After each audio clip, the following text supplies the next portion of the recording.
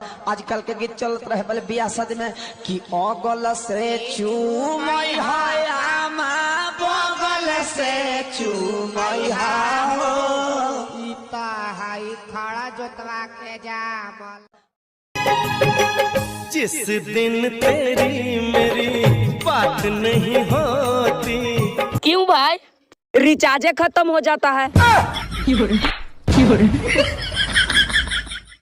UP Bihar में एक बूढ़ आदमी अपने पतों से पूछते हैं, मिस कॉल मारो तारू किससे बेबुका हो, मिस कॉल मारो तारू किससे बेबुका हो। और यही बात उनका बेटा सुन के बोलता है, बुढ़ऊ बानर हो जइबो बतोहिया रेल के कदिया नहरा। बुढ़ऊ बानर हो जइबो। ये कौन है? मैंने से कहीं देखा है। यही तो मौका है।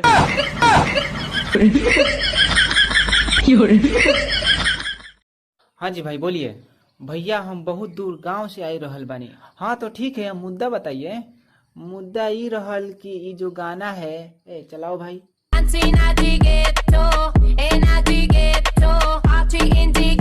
इस पे है पिछुआरा हिलाना जरूरी है का? एक बात सुन लो, लहंगा उठा के न चलो।